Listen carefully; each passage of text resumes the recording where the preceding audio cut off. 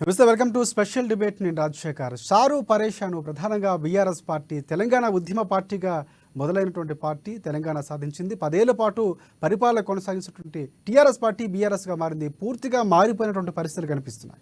So ఒకవైపు కవిత ED arrest విచారణ కొనసాగుతున్నటువంటి పరిస్థితి కనిపిస్తుంది. మరోవైపు పార్టీలో ఉన్నటువంటి కీలకమైన నేతలు, నమ్మకంగా ఉన్న నేతలు పక్క పార్టీల వైపు వెళ్ళిపోతున్నటువంటి పరిస్థితి, వరుసగా వలసలు వెళ్తున్నటువంటి పరిస్థితి. కాంగ్రెస్ పార్టీ సంబంధించినటువంటి సీఎం రేవంత్ రెడ్డి గేట్లు తెరిచామనగానే ఖైరతాబాద్కు సంబంధించి ఎమ్మెల్యే దానం నాగేందర్ కూడా వెళ్ళిపోయినటువంటి పరిస్థితి కనిపిస్తుంది. వరుసగా వలసలు కొనసాగుతున్నాయి. పూర్తిగా అసలు పార్టీలో ఏం జరగబోతుంది, ఎలాంటి నిర్ణయం తీసుకుంటారు, పూర్తిగా స్పందించినటువంటి పరిస్థితి కవితకు సంబంధించి మాజీ సీఎం కనిపిస్తున్నటువంటి పరిస్థితి. మొత్తానికి ఏం జరగబోతుంది, దీనిపై ఈరోజు డిబేట్ కంటిన్యూ చేద్దాం. ప్రధానంగా డిబేట్లో మనకి రాజకీయ విశ్లేషకులు రవిమారుతి గారు, అలాగే కాంగ్రెస్ పార్టీ నుంచి డీసీసీ చైర్మన్ అడ్డి భోజారెడ్డి గారు జాయిన్ కాబోతున్నారు. అలాగే బీజేపీ పార్టీ నుంచి నిజామాబాద్ అధ్యక్షులు దినేష్ కుమార్ గారు ఉన్నారు. అలాగే బీఆర్ఎస్ పార్టీ సంబంధించి రామ్మోహన్ గారు మనకి డిబేట్లో పాల్గొన్నారు. వారందరికీ కూడా నమస్కారం.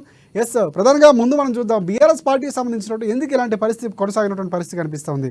సో బీఆర్ఎస్ పార్టీ సంబంధించి రామ్మోహన్ గారు చెప్పండి. మీ పార్టీలో ఇప్పటికే కవిత అరెస్టు ఒకవైపు పూర్తిగా జరుగుతున్నటువంటి పరిస్థితి, విచారణ జరుగుతుంది, ఆమె రిట్ పిటిషన్ కూడా దాఖలు చేశారు. సో ఏంటి అసలు ఏం జరుగుతుంది మీ పార్టీలో? ఇంత జరుగుతూ ఉన్నా కేసీఆర్ కూడా పూర్తి స్థాయిలో ఎక్కడ వెళ్ళిపోయిన వాళ్ళు వెళ్ళిపోమని చెప్తున్నారు తప్ప ఆపే ప్రయత్నం ఎందుకు చేయట్లేదు? పార్టీ కేవలం అధికారం కొరకే పెట్టిన పార్టీ కాదు, మనం ఫస్ట్ అది గమనించాలి. ఎందుకంటే టిఆర్ఎస్ పార్టీ అనేది ఆవిర్భావమే అనాదిగా తెలంగాణకు అన్యాయం జరిగింది. తెలంగాణ రాష్ట్ర సాధన, స్వపరిపాలన, స్వాభిమానం కొరకు ఉద్యమం పార్టీగా ముందుకు రావడం జరిగింది. తదనంతరం దాన్ని రాజకీయ పార్టీగా మార్చి అధికారంలోకి రావడం జరిగింది. ఎక్కడికైనా ఎవరు వచ్చినా ఎవరు కాదన్నా ఇది ప్యూర్లీ తెలంగాణ అస్తిత్వం కొరకు పోరాటం చేసే పార్టీ కాబట్టి ఉద్యమ సమయంలో అందరినీ కలుపుకోవడం జరిగింది ఆ రోజు. ఎందుకంటే తెలంగాణ సాధించాలి కాబట్టి సబ్బండ వర్గాలు ఏకం చేసి తెలంగాణ సాధించుకున్నాం. 10 సంవత్సరాలు సుపరిపాలన అందించినాం. కానీ కొంతమంది రాజకీయ నాయకులు వాళ్ళ స్వలాభం కొరకు పార్టీలు మారితే దాంట్లో వచ్చేయలేకపోయింది అని కేసీఆర్ గారి ముఖ్య ఉద్దేశం. ఎందుకంటే అధికారమే కావాలనుకుంటే ఉన్న నాయకులందరూ బుజ్జగించుకొని లేదా పక్క నాయకులను పార్టీలో కలుపుకొని అధికారం ఎట్లా పొందాలని ప్రయత్నం చేస్తున్నారు కేసీఆర్ గారు. కేసీఆర్ గారు ఉద్దేశం ఏంటి అంటే ఉద్యమకారులు మనం మళ్ళీ మొట్టమొదటి నుంచి ప్రారంభం చేసి మళ్ళీ అధికారంలోకి రావడానికి ప్రయత్నం చేసిన తప్పితే పోయేవారిని బుజ్జగించుకొని అడుక్కొని ఆపేది లేదు, కొత్త వారిని చేర్చుకునేది లేదు. అధికారం కొరకు నెంబర్ గేమ్ జరుగుతుంది కాబట్టి ప్రధానంగా 6 నెలల్లో పార్టీ పూర్తిగా కాంగ్రెస్ పార్టీ కూల్పోబోతోంది, ముఖ్యమంత్రి మారబోతున్నారు, మా ప్రభుత్వం రాబోతుందని చెప్పినటువంటి పరిస్థితి. కానీ మీ పార్టీలో నేతలే లేనటువంటి పరిస్థితి కనిపిస్తుంది. పార్టీ వరుసగా ఖాళీ అయిపోతున్నటువంటి పరిస్థితి. వరుసగా ఎక్కడ కాలేదు. ఉద్యమ పార్టీ ఎప్పుడు ఖాళీ కాదు. వేలాది మంది, లక్షలాది మంది కార్యకర్తలు ఉన్నారు రాష్ట్రంలో. పెద్ద ఎత్తున ఎంత పర్సెంట్ అని కాంగ్రెస్ పార్టీ 1.22% ఏదో ఓటు తేడాతోటి అధికారంలోకి వచ్చింది. దాంట్లో మేము ఇప్పుడు పరిశానే అవసరం లేదు, మేము ఇబ్బంది పడాల్సిన అవసరం లేదు. 20 సంవత్సరాల ప్రస్థానంలో ఎన్నో ఒడిదుడుకులు, ఎన్నో దక్కాముక్కిలు, ఎన్నో కేసులు జైళ్ల పాలయ్యి తెలంగాణ రాష్ట్రాన్ని సాధించుకున్నాం. ఇటువంటి చిన్న చిన్న ఇబ్బందులు ఎదుర్కొనే పరిస్థితి లేదనుకుంటారా? మాకు ఖచ్చితంగా ఆత్మస్థైర్యంతో నిబ్బరంగానే ఉన్నాం. ఖచ్చితంగా మళ్ళీ ఉద్యమాన్ని ప్రారంభం చేస్తాం, తెలంగాణ ప్రజల కొరకు పోరాటం చేస్తాం, మళ్ళీ అధికారంలో ఖచ్చితంగా వస్తాం 5 ఏళ్ల లోపల. ఎందుకంటే ఈ గడిచిన మీరు చెప్పిన మాట ఏవి కూడా ఫుల్ఫిల్ చేయలేరు కాంగ్రెస్ ప్రభుత్వం కాబట్టి తప్పకుండా మధ్యలో టీఆర్ఎస్ వైపు చూస్తూ ఇప్పటికే ఇబ్బంది పడ్డాం మేము ఓటేసి వాళ్ళు ప్రజలు అనుకుంటా ఉన్నారు. తప్పకుండా మీరు ఈ మీడియా సృష్టించినంత, పేపర్ సృష్టించినంత ఇబ్బందికరంగా టీఆర్ఎస్ రామ్మోహన్ గారు మీడియా సృష్టించట్లేదు. పార్టీలో మారుతున్నప్పుడు ఖచ్చితంగా వార్తలు ప్రసారం చేసే హక్కు ఉంటుంది. మీడియా ఆ పరంగా వెళ్తుంది తప్ప ఇక్కడ క్రియేట్ చేసేది ఏం లేదు. నిన్న దానం నాగేంద్ర ఉదయం మీడియాతో మమ్మల్ని మేము పార్టీ మారుతున్నామని అలాంటి వార్తలు ఖండించినటువంటి పరిస్థితి, మీడియాతో కూడా అలాంటి న్యూస్లు వేయొద్దని చెప్పినటువంటి పరిస్థితి. సాయంత్రం వచ్చేటప్పుడు పార్టీ మారారు. సో ఇక్కడ జరుగుతుంది. మీరు మీడియా అంటే వార్తలు రాయొచ్చు, మేము కాదంటలేము. కాకపోతే కొన్ని పత్రికలు, కొంతమంది మీడియా ఏం చేస్తారంటే ఇలా అయిపోయింది, ఇక బీఆర్ఎస్ పార్టీ పరిస్థితి అయిపోయింది, కేసీఆర్ గారు అస్తిత్వమే కోల్పోతున్నారు, బీఆర్ఎస్ పార్టీ కనిపించకూడదు, కనుమరుగు అవుతారని మాట్లాడుతున్నారు. అది పూర్తిగా సత్యదూరం. అది తప్పకుండా ఉద్యమ పార్టీ మాది. ఎన్నో త్యాగాలకు రామ్మోహన్ గారు ఉద్యమ పార్టీ తర్వాత జాతీయ పార్టీగా మారినటువంటి పరిస్థితి. ఇంకొక ఎస్ మారుతి గారు ఉన్నారు, మళ్ళీ మనకంటే మీ దగ్గరకు వస్తాం మళ్ళీ. ఎస్ ఎల్ఎస్టీ గారు, రవిమారుతి గారు చెప్పండి. ప్రధానంగా ఇప్పుడున్నటువంటి రాజకీయ సమీకరణాలు, పార్లమెంట్ ఎన్నికల ముందు పూర్తిగా మారుతున్నటువంటి పరిస్థితి. ప్రతిసారి కూడా ఎన్నికల ముందు రాజకీయ నాయకులు పార్టీలు మారడం సర్వసాధారణంగా జరుగుతుంది. సో ఇక్కడ ఈసారి బీఆర్ఎస్ పార్టీ చాలా వరకు పక్క పార్టీలకు వెళ్తున్నటువంటి పరిస్థితి కనిపిస్తుంది. ఇది సాధారణంగానే భావించాల్సిన అవసరం ఉందా? పరిణామాలు ఎలా ఉండబోతున్నాయి అంటారు? బీఆర్ఎస్ పార్టీ ఖాళీ అవటమా, లేకపోతే మళ్ళీ అధికారంలోకి రావటమా, ఉద్యమ పార్టీన కేసీఆర్ ఈ 10 ఏళ్ళు ఎలా చేశారు పరిపాలన, ఇవన్నీ కూడా ఇవాళ మన దేశంలోనూ వివిధ రాష్ట్రాల్లోనూ పార్టీల్లో జరుగుతున్నటువంటి ఈ కప్పగెంతులు ఎలా ఉన్నాయి, ఇది బీఆర్ఎస్ కూడా తెలుసు. గతంలో అనేక మంది ఉద్యమానికి వ్యతిరేకంగా మాట్లాడిన వాళ్ళని, సమైక్యవాదుల్ని పార్టీలో చేర్చుకొని వాళ్ళకి మంత్రి పదవులు ఇచ్చి ఎమ్మెల్యేలని చేసినటువంటిదంతా కూడా వాళ్ళకి తెలుసు. ఇవాళ వాళ్ళ అధికారం కోల్పోగానే ఇతర పార్టీలు కూడా అదే పంధాన్ని అనుసరిస్తాయి. ఇది దేశవ్యాప్తంగా ఉన్న పరిణామం కూడాను. ఇవాళ సుప్రీంకోర్టు ప్రత్యక్షంగా వ్యాఖ్యానించింది, ఒక పార్టీలో ఎమ్మెల్యేలు ఖాళీ అయితే పార్టీ ఖాళీ అయినట్ట అని. కాబట్టి బీఆర్ఎస్ ఖాళీ అవుతుందా ఖాళీ అవ్వదా అనేది కాదు సమస్య. ఇక్కడ సమస్య ఏమిటి అని అంటే, బీఆర్ఎస్ పార్టీ ఒక సంక్షోభాన్ని ఎదుర్కోబోతున్నది. బీజేపీ కూడా చాలా స్పష్టంగా చెబుతున్నది. బీజేపీ ఈ బీఆర్ఎస్ ఖాళీ అయ్యి ఒక వాక్యూమ్ వస్తే అది మొత్తం నేను ఆక్రమించుకోవాలి అనే పథక రచనలో బీజేపీ ఉన్నది. ఇంతకుముందు బీఆర్ఎస్ ఏ విధానాలను అనుసరించి తెలుగుదేశం వాళ్ళను కాంగ్రెస్ వాళ్ళను తనలో కలుపుకున్నదో అదే పద్ధతిలో కాంగ్రెస్ పార్టీ వాళ్ళ బీఆర్ఎస్ వాళ్ళని పార్టీలో చేర్చుకునేటువంటి పరిస్థితి ఉన్నది. ఇవాళ దానం నాగేంద్ర ఒక్కడే కాదు, అనేక మంది, ఇప్పుడు పట్నం మహేందర్ రెడ్డి, సునీతారెడ్డి, రంజిత్ రెడ్డి అందరూ అట్లా అధికారం కోసం ఇటు నుంచి అటు అటు నుంచి ఇటు మారదలుచుకున్న వాళ్ళంతా మారుతున్నారు. రైట్. దీన్ని మనం అర్థం చేయాల్సిందే గాని దాంతో పార్టీలు ఖాళీ అయిపోతాయి అంటే అవ్వచ్చు కూడా. Right right right right Ravimaruthi garu మళ్ళీ మీ దగ్గరికి వస్తాను.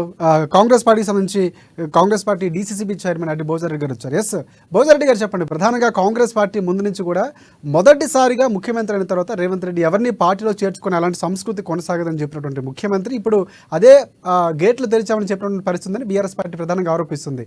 సో ఏంటి అసలు వలసలకు సంబంధించి కాంగ్రెస్ పార్టీ ఎలాంటి వ్యూహంతో వెళ్ళబోతుంది? ఆహ్వానించడానికి గేట్లు తెరిచిందని చెప్తున్నటువంటి పరిస్థితి కనిపిస్తుంది. వలసలు కూడా అదే స్థాయిలో వస్తున్నాయి. సో ఆ సంస్కృతి కేసీఆర్ నుంచి మొదలైంది, మీరు కొనసాగిస్తున్నారని చెప్తున్నారు. సో అదే పంతాలో వెళ్తున్నారా? ఈ తెలంగాణ రాష్ట్రంలో సంస్కృతి అది కేవలం తెచ్చింది గతంలో కేసీఆర్ గారు తేవడం వల్లనే ఈ రోజు వలసలు మొదలైనాయి. ఈ యొక్క ప్రభుత్వం వచ్చి దాదాపు 3 నెలల్లోనే దాదాపు ఇప్పుడు బీఆర్ఎస్ పార్టీ అనేది దాదాపు కాంగ్రెస్ పార్టీలకు చేర్తందుకు బీఆర్ఎస్ పార్టీ నాయకులు కానీ ఎమ్మెల్యే కానీ టోటల్ రెడీ ఉన్నారు. గతంలో కూడా చూస్తా ఉంటే బీఆర్ఎస్ పార్టీ చేసిన పనే ఈరోజు చూస్తా ఉంటే బీఆర్ఎస్ పరిస్థితి ఏమైందంటే సమైక్యవాదులతోనే తెలంగాణ ఉద్యమకారులను పట్టించుకోలే, సమైక్యవాదుల్ని జైన్ చేసుకుని వాళ్ళకి మంత్రి పదవులు ఇవ్వడం జరిగింది. ఇవన్నీ ఆలోచించి ఈ రోజు ఒక ముఖ్యమంత్రి రేవంత్ రెడ్డి గారి నాయకత్వంలో చాలా ఈ యొక్క 100 రోజుల్లో చాలా అభివృద్ధి జరుగుతా ఉంది. కాబట్టి ఈ రోజు బీఆర్ఎస్ పార్టీ పరిస్థితి చూస్తా ఉంటే ఎక్కడ చూసినా కూడా, ఏ జిల్లాలో చూసినా కూడా, దాదాపు 33 జిల్లాల్లో ఏ జిల్లాలో చూసినా కూడా వలసలు అనేవి మొదలైనవి. గేట్లు ఎత్తివేయక ముందే స్టార్ట్ అయినాయి వలసలు. ఎందుకు వలసలు స్టార్ట్ అయినాయంటే ఈరోజు బీఆర్ఎస్ పార్టీ పూర్తిగా ఖాళీ అవుతా ఉంది. బీఆర్ఎస్ పార్టీలో ఎక్కడ చూసినా కూడా గతంలో ఉద్యమకారులను పట్టించుకోవాలి. భోజారెడ్డి గారు ఎస్ మీ ప్రశ్నకి సమాధానం రేజ్ చేస్తున్నారు. ఎస్ రామ్మోహన్ గారు చెప్పండి. ఇప్పుడు కాంగ్రెస్ పెద్దలు అన్న చెప్పినట్టుగా టీఆర్ఎస్ పార్టీ అంత ఇబ్బందికర పరిస్థితులు ఏమి లేదు. కాంగ్రెస్ ప్రభుత్వం ఎట్లా పనితీరంటే ఇప్పుడు రేవంత్ రెడ్డి గారు ఏం చేస్తారు, ఒక్కటే లక్ష్యం, ఎంపీ సీట్లు గెలవాలి, కేంద్రంలో అధికారులకు వస్తామని చెప్పేసి ఇక్కడ మందిని కళ్ళబులి మాటలు చెప్పి వాళ్ళకి అమాయకులని చేసి ఆట ఆడిస్తుంది తప్పితే ఎందుకంటే నెంబర్ గేమ్ కొరకు ఇదంతా. తెలంగాణ అస్తిత్వాన్ని ఢిల్లీ దగ్గర తాకట్టు పెట్టిన చరిత్ర కాంగ్రెస్ పార్టీది. ఇవాళ మొన్న ఏం చెప్పారు, 5 పథకాలు అమలు కావాలంటే కేంద్రంలో 17 మంది ఎంపీలు గెలవాలి. ఇక్కడ 17 మంది ఎంపీలు గెలిచి కేంద్రంలో కాంగ్రెస్ పార్టీ అధికారంలోకి వస్తేనే ఇక్కడ మనం ఆ పథకాలు అమలు చేయాల్సి వస్తుందని చెప్పిన వ్యక్తి అదేదో మసీదు పూసి మారడికాయ చేసే ప్రయత్నం ఈ రోజు ప్రజల కొరకు ముంగల్కి వచ్చి చెప్తా ఉన్నాడు. ఎంపీలు మేమే గెలుస్తాం, మేము అధికారంలో రండి అని గేట్లు తెరిచామని చెప్తా ఉన్నాడు. ఇదంతా రాజకీయం ఒక భాగం అవుతుంది. పరిపాలన, తెలంగాణ అస్తిత్వాన్ని, తెలంగాణ ఆత్మగౌరవాన్ని, తెలంగాణ పరిపాలనను కాపాడని ఒకటి. అవన్నీ పక్కకు పెట్టి కేవలమే ప్రవాదిగా కాంగ్రెస్ పార్టీ పనిచేసి అలా బీఆర్ఎస్ పార్టీ చేసే పని మేము చేస్తాం అని వాళ్ళు చెప్పుకుంటున్నారు. బీఆర్ఎస్ పార్టీ చేసింది ఆ రోజు సబ్బండ వర్గాలను ఏకం చేసి తెలంగాణ రాష్ట్రాన్ని అధికారంలోకి రావడానికి కాదు అందరు కలుపుకున్నది. తెలంగాణ ఉద్యమాన్ని ఉధృతం చేయడానికి, తెలంగాణ ఉద్యమాన్ని పటిష్టం చేయడానికి, ఆంధ్ర వలస పాలకుల నుంచి తెలంగాణ విముక్తి కల్పే కొరకు అన్ని పార్టీలకు సంబంధించిన అందరినీ కూడా తెలంగాణ వైపు తీసుకురావడం జరిగింది. దాంట్లో కేసీఆర్ గారు సఫలీకృతమయ్యారు. తెలంగాణ రాష్ట్రం సాధించబడ్డది. 10 సంవత్సరాలు సుపరిపాలన అందించుకున్నాం. ఏదో కాంగ్రెస్ పార్టీ కల్లబొల్లి మాటలు చెప్పి బీజేపీ పార్టీకి సంబంధించి నిజామాబాద్ ఉన్నారు. దినేష్ కుమార్ దగ్గరికి వెళ్తాం. దినేష్ కుమార్ గారు చెప్పండి, అంటే వినుంటారు, అందరు వర్షన్లు విన్నారు. సో బీజేపీ పార్టీ వలసల్ని ఆహ్వానిస్తున్నటువంటి పరిస్థితి. సో పాత బీజేపీకి కొత్త బీజేపీకి కొన్ని వైషమ్యాలు, కొన్ని వైరుధ్యాలు కూడా కనిపిస్తున్నాయి. సో పక్క పార్టీ నుంచి నేతలు కూడా టికెట్లు కేటాయించినటువంటి పరిస్థితి కనిపిస్తుంది. సో మీరు కారు పార్టీకి సంబంధించి ఖాళీ అవబోతుంది అనుకుంటున్నారా, లేకపోతే ఆహ్వానం చెందుతున్నటువంటి పరిస్థితి కనిపిస్తుంది? సో దాన్ని ఏ విధంగా చూస్తారు మీ పార్టీ? అందరికీ, ప్యానలిస్ట్ అందరికీ ముందుగా నమస్కారం. ఎందుకంటే పాత చాలా మంది ఒకటి ఈ రోజు కాదు 4 సంవత్సరాలు టిఆర్ఎస్ పార్టీకి రాజీనామా చేస్తున్నారు. ఈ పార్టీ మొదటిగా ఏంటి అంటే గ్రామీణ స్థాయిలో లేకుండా కేవలం ఎమ్మెల్యే మీదే పార్టీ డిపెండ్ కాదు. ఈరోజు పరిస్థితి. రెండోది, వలసదారులు ఉన్నారు. రాజకీయ పార్టీలకు ఎలక్షన్ ఎవరు గెలుస్తారని చెప్పి వాళ్ళకి టికెట్ ఇవ్వడం జరుగుతుంది. కానీ గెలిచిన వ్యక్తి ఉండలేడా? ముఖ్యంగా పార్టీ సిద్ధాంతం, ఆ పార్టీ నాయకత్వం లేదు, కేవలం తెలుసుకోవాల్సింది ఆ పార్టీ నాయకత్వం. ఇవాళ బీఆర్ఎస్ పరిస్థితి కేసీఆర్ వారి కుటుంబం. ఎందుకంటే ఉద్యమం 2001 కేవలం అధికారం ఉండాలని వాళ్ళని నమ్మడం వల్లని. దినేష్ గారు చెప్తున్న మీ మధ్యలో వాయిస్ కొంచెం ఇబ్బందికరంగా ఉంది, ఒకసారి చెక్ చేసుకోండి. మళ్ళీ మీ దగ్గరికి వస్తాను. రవిమారుతి గారు ఇందాక మీరు రైజ్ చేసినటువంటి పరిస్థితి కనిపిస్తుంది. ప్రధానంగా చూసుకుంటే అంటే ఒక పార్టీలో ప్రజల్ని ఒక పార్టీ గుర్తుతో గెలిచినటువంటి వ్యక్తులు వేరే పార్టీకి వెళ్ళిపోవటం సాధారణంగా అందరూ రాజకీయ నాయకులు చెప్పేటటువంటి పరిస్థితి. ఆ అభివృద్ధి కోసం వెళ్తున్నాం, ఆ నియోజకవర్గ అభివృద్ధి కోసం, సో ప్రజలకు అభివృద్ధి చేయడానికి వెళ్తున్నటువంటి పరిస్థితి కనిపిస్తుంది. ఇక్కడ అభివృద్ధి చేయండి, మళ్ళీ అక్కడికి వెళ్ళి చేసే అవకాశం ఉంటుంది అన్నటువంటి కూడా ఒక కోణంలో ఆలోచిస్తున్నటువంటి పరిస్థితి. సో ఇక్కడ ఒక నెంబర్ గేమ్ గానే చూడొచ్చు అంటారు. అసలు దీన్ని ఏ విధంగా చూడొచ్చు అంటారు? ఇది పూర్తిగా వాళ్ళ అభివృద్ధికి సంబంధించిన విషయం తప్ప నియోజకవర్గ అభివృద్ధికి సంబంధించిన విషయం కాదు. అట్లాగే తెలంగాణ అస్తిత్వం అనేటువంటిది పూర్తయింది. కేసీఆర్ గారే స్వయంగా తెలంగాణలో ఎవరైతే నివసిస్తున్నారో వాళ్ళందరూ తెలంగాణ వాళ్ళుగా అవుతారని చెప్పారు. ఇప్పుడు ఇంకా బీఆర్ఎస్ పార్టీ మీద ఉన్న విమర్శ ఏంటి అంటే అది కేవలం కేసీఆర్ కుటుంబానికి సంబంధించిన పార్టీగా మారుతున్నది, దానిలో ఉద్యమకారులకి తగిన ప్రాతినిధ్యం దొరకటం లేదు, అందులో కూడా ఎవరైతే డబ్బులు పెట్టుబడి పెట్టగలిగిన వాళ్ళకే పదవులు వస్తున్నాయి. ఇది స్పష్టంగా అర్థమైన తర్వాత ప్రజలు మార్పును కోరుకున్నారు. అయితే కాంగ్రెస్ పార్టీ పూర్తిగా పేదవాళ్ల పక్షాన ఉంటుందంటే అది ఏమి ఉండదు, ప్రజల పక్షాన ఏమి ఉండదు.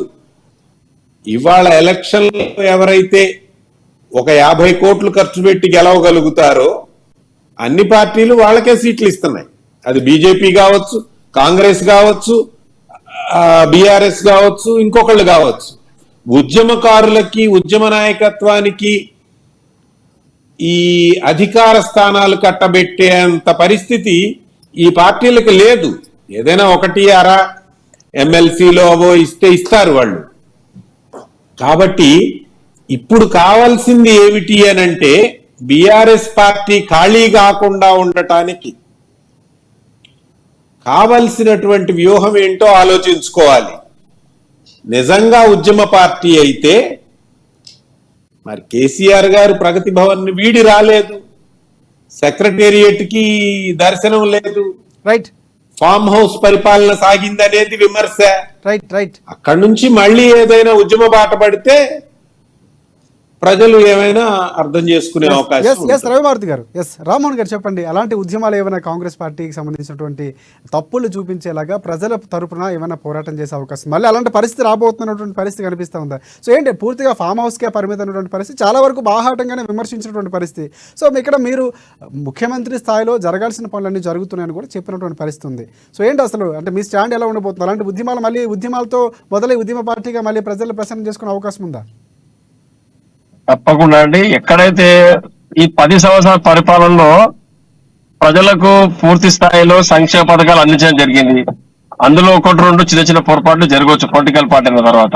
అధికారం కేంద్రీకరణ చేయడం, టికెట్లు ఇచ్చే దగ్గరనో లేకపోతే ఉద్యమకారులకు సముచిత స్థానం దక్కలేదనో, ఇదంతా ప్రతిపక్షాలు చేస్తున్న ఆరోపణలు తప్పితే అందులో వాస్తవం లేదు.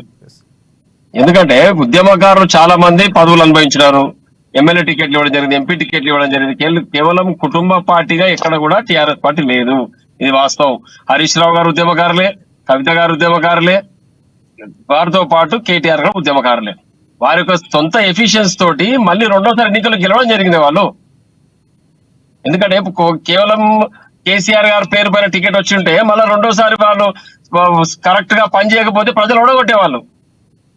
కాబట్టి తప్పకుండా ప్రజల నుంచి వాళ్ళు మద్దతు కోరిరు, వాళ్ళ పనితీరును బట్టి మళ్ళీ ఎన్నికల్లో గెలవడం జరిగింది. ఇదొకటి. ఈ 5 ఏదైతే గ్యారంటీలు కాంగ్రెస్ 6 గ్యారంటీల పేరు మీద అధికారంలోకి వచ్చిందో వాటి అమలు కొరకు అట్టడుగు స్థాయి వరకు ప్రజలకు అందే విధంగా టీఆర్ఎస్ పార్టీ పనిచేస్తుంది. మళ్ళీ ఉద్యమ నిర్మాణం చేస్తాం మళ్ళీ. ఎస్ రామ్మోహన్ గారు, 6 గ్యారంటీలతో కాంగ్రెస్ పార్టీ ఎంత గెలిచిందో, ప్రధానంగా ఇంకొక అంశం, మీ పార్టీలో వైఫల్యాలు కూడా ప్రజలకి కొంతవరకు ఉన్నటువంటి పరిస్థితి, అందుకే వ్యతిరేకత చూపించారు, ఓట్లు వేశారన్నటువంటి ఒక అనాలిసిస్ కూడా జరుగుతుంది. సో దాన్ని కూడా సమర్థించుకుంటారా లేదా? అంటే పూర్తిగా ఉద్యమ పార్టీ అనేది ఆల్రెడీ ఇందాక రవిమారుతి గారు చెప్తూ ఉద్యమ పార్టీ అనేది అయిపోయింది, ఆల్రెడీ 10 సంవత్సరాల పాటు వచ్చింది, ప్రత్యేక రాష్ట్రం పాలించినటువంటి పరిస్థితి. ఇక్కడ అభివృద్ధి ఏం చేశారనేది మాత్రమే బ్యారేజ్ వేసుకుని ఓట్లు వేస్తున్నటువంటి పరిస్థితి కనిపిస్తుంది. సో ఇంకా ఉద్యమ పార్టీ ఉద్యమాలు అంటాం ఏ విధంగా చూడొచ్చు? తెలంగాణ రాష్ట్రం సాధించిన తర్వాత ప్రభుత్వం 33 మెడికల్ కళాశాలలు ఏర్పాటు చేయడం జరిగింది. రైట్. అందరికీ గవర్నమెంట్ ప్రభుత్వం హాస్టల్స్ పెట్టడం జరిగింది. మైనారిటీ హాస్టల్స్, బీసీ హాస్టల్స్ పెట్టి పిల్లలకు నాణ్యమైన విద్య అందించడం జరిగింది. జూనియర్ కాలేజ్ పెట్టడం జరిగింది. దాంతో పాటు సబ్బండ వర్గాలకు సంబంధించిన కుల వృత్తుల వారికి, మహిళలకు, వికలాంగులకు, వృద్ధులకు అందరూ కూడా సంక్షేమ పథకాలు అందించడం జరిగింది. ముఖ్యంగా రైతు వెన్నెముక దేశానికి అని చెప్పేసి రైతు బంధు, రైతు బీమా కూడా పెట్టడం జరిగింది. అన్ని సంక్షేమ పథకాలు ప్రవేశపెట్టి అందరికీ అన్ని అందించే విధంగా కేసీఆర్ గారి నాయకత్వంలో టీఆర్ఎస్ పార్టీ పనిచేసింది. ఎక్కడో చిన్న చిన్న పొరపాట్లను చిన్న పొరపాట్లు కాదు, పెద్ద పొరపాటు లిక్కర్ స్కామ్ లో స్వయాన కేసీఆర్ కూతురు ఉన్నటువంటి పరిస్థితి ఇప్పుడు విచారణ కూడా ఎదుర్కొంటారు. ఇది కూడా రాష్ట్ర ప్రభుత్వానికి ఎలాంటి సంబంధం లేదు. ఎస్, ప్రభుత్వం చేసిన సంక్షేమ పథకాలు నేను చెప్తున్నాను. లిక్కర్ స్కామ్ లో ఇంకా తప్పిదాలు ఇది కూడా అనుమానితురాలిగానే. ఎస్ రామ్మోహన్ గారు, లిక్కర్ స్కామ్ లో కవిత గారిని అనుమానితురాలికి ఇంకా ప్రశ్నిస్తా ఉన్నారు తప్పితే వీరు నిందితురాలు ఎక్కడ కూడా కోర్టు ఇంకా ప్రకటించలేదు. కవిత గారు కూడా ప్రయత్నం చేస్తా ఉన్నారు, నా మీద అన్యాయంగా పెట్టారు, సుప్రీంకోర్టు తలుపు తట్టడం జరిగింది. దాంట్లో తుది నిర్ణయం ఏమొస్తుందో దాన్ని బట్టి మనం మాట్లాడదాం. రాష్ట్ర ప్రభుత్వానికి ఆ స్కామ్ కి ఎలాంటి సంబంధం లేదు. 10 సంవత్సరాలు ముఖ్యమంత్రి కేసీఆర్ గారికి కానీ స్కామ్ గానీ ఎలాంటి సంబంధం లేదు. కాంగ్రెస్ పార్టీ తెలంగాణ ప్రజలు ప్రేమ వ్యక్తులు. ఈ వ్యక్తులు తెలంగాణ ప్రజలందరి మరోసారి ఎమోషన్ బ్లాక్ మెయిల్ చేసి కాంగ్రెస్ పార్టీ వారి వైపు తిప్పుకుంది. ఆ చిన్న 1.22% గ్యాప్ లో అధికారం టీఆర్ఎస్ పార్టీ కోల్పోవడం జరిగింది. అంతే తప్పితే కాబట్టి రామ్మోహన్ గారు మీరు మీ ప్రశ్నకి సమాధానం చెప్తారు. బోజారెడ్డి గారు చిన్న సెంటిమెంట్ తో తెలంగాణ ప్రజల సెంటిమెంట్, ఆ సెంటిమెంట్ క్యాష్ చేసుకుని కాంగ్రెస్ పార్టీ ఈ రోజు అధికారంలోకి వచ్చిందని చెప్తున్నారు. అలాంటి సెంటిమెంట్ ని మీరు ప్లే చేసి తీసుకున్నారు, లేకపోతే అక్కడ ఉన్నటువంటి అభివృద్ధి జరగలేదు కాబట్టి ప్రజలు మా వైపు వచ్చారని అనుకుంటున్నారా? బోజారెడ్డి గారు చెప్పండి. ఒకటి తనకి చెప్తా నేను, ఎందుకంటే ఈరోజు అన్నగారు చెప్తా ఉంటే, ఎందుకంటే దళిత బంధు గురించి చెప్తా, అంటే బీసీ బంధు గురించి చెప్తా. అదే విధంగా ఈరోజు చూస్తా ఉంటే కొన్ని అభివృద్ధి కార్యక్రమాలు చేశారు, అంటే కానీ ఒక గ్రామంలో ఒక 100 మంది బీసీ లబ్ధిదారులు ఉంటే 2-3 లోన్లు ఇచ్చాను, ఒక 100 మంది దళితులు ఉంటే 2-3 లోన్లు ఇచ్చాను. కానీ ఎక్కడ కూడా చూస్తా ఉంటే కేవలం ఎన్నికల కోసం ఒక 6 నెలల ముందు ఇవ్వడం జరిగింది రాజకీయ పరంగా. అదే విధంగా ఒక గ్రామంలో ఒక ఇల్లు నిలిపేదకి ఇవ్వలేదు, అంటే అటువంటి పరిస్థితి. అంటే 5 సంవత్సరాలు ఉద్యమ పార్టీ కొనసాగి 5 సంవత్సరాలు అభివృద్ధి చేసినామంటున్నారు. ప్రజలు ఈ రోజు 64 సీట్లు ఎందుకు నేను అడుగుతా ఉన్నాను, 64 సీట్లు ఈ రోజు కాంగ్రెస్ పార్టీకి ఎందుకు ఇవ్వడం జరిగింది? ఎందుకంటే అభివృద్ధి కాలే. ఈ యొక్క తెలంగాణ ప్రాంతంలో కేవలం దోపిడీ జరిగిందని చెప్పి ఇప్పుడు అన్నగారు చెప్తా ఉన్నారు. ఎందుకంటే కవిత ఇందులో పాల్గొనలే లిక్కర్ స్కాములు అని చెప్పి కవిత మేడం గారు, ఎందుకంటే వారిని అడుగుతా ఉన్నాను. ఎందుకంటే ఇప్పటిదాకా వీళ్ళందరూ ఉద్యమకారులు అన్నారు, ఉద్యమ పార్టీ అని చెప్పడం జరిగింది. అంటే హరీష్ రావు గారు కానీ, అదేవిధంగా కేటీఆర్ గారు కానీ, కవిత గారు కానీ, ఇప్పుడు లిక్కర్ స్కామ్ నిలిపితే ఇది కేవలం ఆరోపణ, ఇంకా నిజం కాదే చెప్తా ఉన్నారు అన్నగారు. ఎందుకంటే ఇటువంటి ఎన్నో స్కాములు జరగడం జరిగింది. ఎందుకంటే అభివృద్ధి కాలే కాబట్టి తెలంగాణ ప్రాంతంలో కేవలం కొందరే అభివృద్ధి అయ్యారు కాబట్టి ప్రజలు ఆలోచించడం జరిగింది. మళ్ళీ ఇందిరమ్మ రాజ్యం వస్తేనే ఈ యొక్క తెలంగాణ అభివృద్ధి సాధ్యమని చెప్పి, అదే విధంగా సోనియా గాంధీ గారు తెలంగాణ ఇచ్చారు కాబట్టి ఇది సాధ్యమని చెప్పి వీళ్ళతో అభివృద్ధి కూడా తెలంగాణ పునర్నిర్మాణం కూడా సాధ్యమని చెప్పి ఈ రోజు పట్టం కట్టడం జరిగింది. కాకపోతే ఆనాడు ఉద్యమకారులు ఉద్యమం తెలంగాణ కోసం పోరాటం చేసిండ్రు, ఎందరో మంది త్యాగాలు చేసిండ్రు. కానీ ఈ యొక్క 10 సంవత్సరాల్లో అభివృద్ధి వస్తే శూన్యం అని చెప్పి ఈ రోజు 100 రోజులలో దాదాపు 5 గ్యారెంటీలు పూర్తి చేసి మొదలు పెట్టుకొని ఇంకో గ్యారెంటీ కూడా పూర్తి ఉన్నాం. ఈ రోజు ప్రజలకు పూర్ణ విశ్వాసం ఉంది. దాదాపు 13 నుంచి 14 పార్లమెంట్లు ఈ రోజు కాంగ్రెస్ పార్టీ 6 గ్యారెంటీలకు సంబంధించి పూర్తి స్థాయిలో కేవలం అంటే 13 పథకాలు ఇచ్చినటువంటి పరిస్థితి, అందులో కేవలం 4 అంటే 5 మాత్రమే అయినటువంటి పరిస్థితి కనిపిస్తుంది. మిగతా 8కి సంబంధించి పూర్తి స్థాయిలో కూడా కార్యాచరణ రానటువంటి పరిస్థితి కనిపిస్తుంది. కాంగ్రెస్ పార్టీ త్వరలోనే వచ్చే అవకాశం ఇప్పుడు చెప్పండి. తప్పకుండా ఇప్పుడు ఈ పార్లమెంట్ ఎన్నికల తర్వాత రుణమాఫీ గాని, అదే విధంగా పక్క గృహాలు గాని, అదే విధంగా మహిళలకు 2500 చొప్పున మహిళలకు గాని, ఈ విధంగా ఈ యొక్క రైతు పెట్టుబడి కూడా మొదలైంది. అది కూడా కంటిన్యూ చేస్తా ఉన్నాను. కాబట్టి ఈ యొక్క పార్లమెంట్ లో రాజకీయ పరంగా కాదు, ఈ యొక్క ప్రాంతాన్ని తెలంగాణ ప్రాంతాన్ని పునర్నిర్మాణం చేయాలి, అభివృద్ధి చేయాలన్న ఆలోచనతోనే ముఖ్యమంత్రి అవుతా ఉన్నారు. కాబట్టి తప్పకుండా ప్రజలు ఈ రోజు బుద్ధి చెప్పడం జరిగింది. రేపు కూడా పార్లమెంట్ లో కూడా కాంగ్రెస్ పార్టీ తప్పకుండా 13 నుంచి 14 సీట్లు రావడం జరుగుతుంది. కేవలం కాంగ్రెస్ పార్టీ ఇంత బలమైన కాంగ్రెస్ పార్టీ స్వతంత్రం వచ్చిన తర్వాత మొట్టమొదటి పార్టీగా ఇంత పెద్ద విస్తృతమైనటువంటి పార్టీ, ఇంత కేడర్ ఉన్న పార్టీ ఎందుకు అభ్యర్థులు దొరకట్లేదా? పక్క పార్టీల నుంచి నేతలు తెచ్చుకొని అభ్యర్థులుగా నిలబెడుతున్నటువంటి పరిస్థితి కనిపిస్తుంది. దీనికి ఏం చెప్తుంది కాంగ్రెస్ పార్టీ? అంటే కేవలం పక్క పార్టీల నుంచి వచ్చినటువంటి నేతలకి టికెట్ ఇస్తున్నటువంటి పరిస్థితి. సో దీన్ని ఏ విధంగా చూస్తారు? కొన్ని ప్లేట్లలో ఉండొచ్చు కానీ దాదాపు 17 సీట్లలో 14 సీట్లు కాంగ్రెస్ పార్టీలో బలమైన వ్యక్తులే ఈరోజు ఉన్నారు. ఒక 2-3 సీట్లు అక్కడక్కడ 2-3 సీట్లు ఇవ్వచ్చు. ఎందుకంటే ఈ పునర్నిర్మాణంలో ఆటలు ఇప్పుడు అవసరం లేదు కాబట్టి, అభివృద్ధి కోసం వాళ్ళకి ఇప్పుడు అవసరం లేదు కాబట్టి, తెలంగాణ అభివృద్ధి కోసం ఈ రోజు ముఖ్యమంత్రి రేవంత్ రెడ్డి గారు ఆలోచిస్తున్నారు. కాబట్టి తప్పకుండా ఈ పార్లమెంట్ లో కూడా ప్రజలు టిఆర్ఎస్ పార్టీని మీరు చూస్తా ఉంటే మెయిన్ ఎన్నికలు ఏ విధంగా తీసుకరించారు, అదే విధంగా ఇప్పుడు కూడా అదే ఉంటుందని చెప్పి ఈ సందర్భంగా నేను తెలియజేస్తాను. రైట్ రామ్మోహన్ గారు చెప్పండి. పూర్తిగా భోజారెడ్డి గారు కాంగ్రెస్ పార్టీకి ఈసారి పట్టం కట్టబోతున్నారు, బలమైన అభ్యర్థులు నిలబెట్టామని చెప్తున్నటువంటి పరిస్థితి. మీ పార్టీ కొంతవరకు అభ్యర్థులు కూడా ఇబ్బందికరంగా ఉన్నటువంటి పరిస్థితి కనిపిస్తుంది. సో ఏంటి అసలు పూర్తిగా ఖాళీ కావడం కంటే కూడా అభ్యర్థుల ఎంపిక కూడా ఎలా ప్రధానంగా ఉన్నటువంటి పరిస్థితి. సో ఎప్పటికీ క్లియర్ చేసే అవకాశం కనిపిస్తుంది. ఇటువైపు కవిత అరెస్టుతో కొంతవరకు కేసీఆర్ ధైర్యమలా పడ్డారు, అందుకే టికెట్ల కేటాయించడంలో కొంత వెనకం చేస్తున్నారని ఆరోపణలు వస్తున్నాయి. దానికి ఏం చెప్తారు? ఇది ఖచ్చితంగా కాంగ్రెస్ పార్టీ వాళ్ళు ఆత్మశోధన చేసుకోవాలి. ఎందుకంటే 400 సీట్ల నుంచి 40 సీట్లకు వచ్చారు కాంగ్రెస్ పార్టీ ఈ గడిచిన 4 దశాబ్దాల లోపల. కాంగ్రెస్ పార్టీకి కార్యకర్తలు గది లేదు, దేశంలో నాయకత్వం లేదు, వాళ్ళు నమ్మే పరిస్థితి లేదు. 3 సార్లు కూటమి పెడితే 30 సార్లు కూలిపోయింది కూటమి. ఎట్లా అధికారులకు ఎట్లా వస్తారు? ఎట్టి పట్ల రారు. చావు తప్పి కన్నులు ఉట్టబోయినట్టు ఈ తెలంగాణ ప్రాంతంలో కల్లబొల్లి మాటలు చెప్పి అధికారులకు వచ్చారు. 3 రాష్ట్రాలు పోయినాయి, ఈ ఒక్క రాష్ట్రం గెలిచిరు. దీన్ని పట్టుకొని ఒకటే మాట చెప్తున్నారు, మేము 17 గెలుస్తాం, కేంద్రంలోకి అధికారం వస్తా అంటారు. అధికారంలోకి వస్తే కేంద్రంలో మీ ప్రధానమంత్రి అభ్యర్థి ఎవరు? మీ కూటమికి సంబంధించిన పార్టీలు ఎవరు? మీటింగ్ పెడితే 4 ఉంటారు, తర్వాత 2 అవుతారు. ఈ పరిస్థితి లేదు కాబట్టి దేశంలో కాంగ్రెస్ పార్టీ వచ్చే పరిస్థితి లేదు. ఇక్కడ ఇంకా ముఖ్యంగా తెలంగాణ ప్రాంతంలో చూస్తే తప్పకుండా తెలంగాణ అస్తిత్వం కొరకు పోరాటం చేసింది టిఆర్ఎస్ పార్టీ.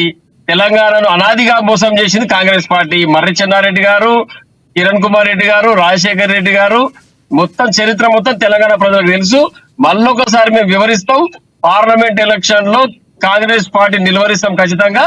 బీఆర్ఎస్ పార్టీ మంచి రిజల్ట్ సాధిస్తుంది తప్పకుండా. నార్త్ సైడ్ నుంచి కూడా వస్తున్న వ్యతిరేకతను మేము ముందుకు తీసుకుపోయి తప్పకుండా వాళ్ళని వ్యతిరేకించి దక్షిణాది నుంచి మేము కూడా జాతీయ రాజకీయాల్లో ముందుకు పోతాం. ఎస్ ఇందాక మీరు మాట్లాడుతూ 400 సీట్ల నుంచి 40 సీట్లు కాంగ్రెస్ పార్టీ పడిపోయిందని మాట్లాడారు. ఇక్కడ ఇంకొక అంశం, బీఆర్ఎస్ పార్టీ ఎవరితో పొత్తులో ఉంది, ఏ పొత్తులో ఉందంటే ఏం చెప్తారు మీరు? ఎన్డీఏలో ఉందా లేకపోతే ఇండియా కూటమిలో ఉందా? ప్రస్తుతం బీఆర్ఎస్ పార్టీ స్వతంత్రంగానే ఉంది. తెలంగాణకు సంబంధించినటువంటి అస్తిత్వం కొరకు తెలంగాణకు లాభం జరిగితే ఆ రోజు పరిపాలన బట్టి అవసరం బట్టి ఏ పార్టీతోనైనా సహకారం తీసుకోవడానికి ఆ రోజు ముఖ్యమంత్రి గారు పలు దఫాలుగా చెప్పడం జరిగింది పత్రికాముఖంగా.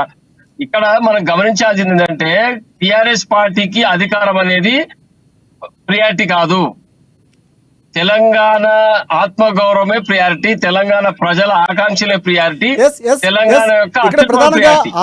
తెలంగాణకు లాభం జరుగుతుందంటే ఎవరి దగ్గర పోయి సహకారం తీసుకునే అవకాశం ఉంటుంది. అంటే పదవిలోకి రారు అని డిసైడ్ అయిపోతున్నారా?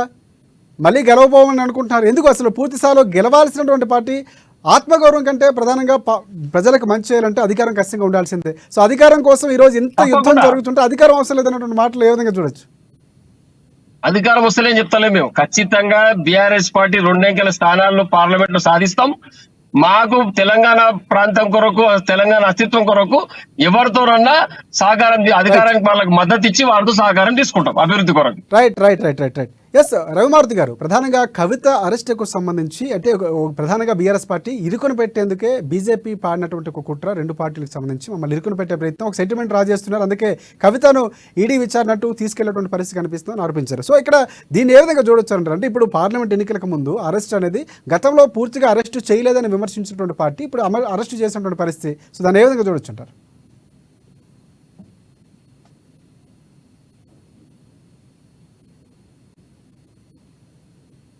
రవిమారుతి గారు, మీ వాయిస్ వినిపించట్లేదు ఒకసారి. ఇది ఖచ్చితంగా బీఆర్ఎస్ ని ఇబ్బంది పెట్టడానికి ఎంచుకున్నటువంటి చర్య. అలా ప్రభావితం అయ్యి ఒక పార్టీకి ఇబ్బంది పెట్టాలంటే వాళ్ళకి ఒత్తాసు పలుకుతూ ఇబ్బంది పెట్టే పరిస్థితి ఉంటుందా? ఈడీలో అలాంటి కార్యక్రమం ఉంటుంది అంటారా? ఈడీ చేస్తున్నదంతా అదే కదా. స్టాటిస్టిక్స్ అన్ని చూడండి. గత 10 ఏళ్లలో ఈడీ చేసిన దాడుల్లో 90% రాజకీయ నాయకుల మీద, దట్టు అపోజిషన్ పార్టీ మీద చేసింది. అంటే ఇక్కడ బీఆర్ఎస్ ను అపోజిషన్ పార్టీలను సమర్థిద్దాం కాదు, ఇవాళ బీఆర్ఎస్ కి ఒక ఇబ్బందికరమైన సిచ్యుయేషన్ కల్పించి తెలంగాణలో ఆ స్థానాన్ని బీజేపీ ఆక్రమించాలి అనేటువంటి దానిలో భాగంగానే కవిత అరెస్ట్ జరిగింది. దానిలో వాస్తవం ఉన్నదా లేదా? 100 కోట్ల ఇది, అది 1000 కోట్ల. అసలు మన రాష్ట్రంలోనే సీఎం రమేష్ గాని సుజనా చౌదరి గాని వీళ్ళ మీద ఈడీ చేసిన కేసులు ఏమైనాయో ఎవరికి తెలియదు.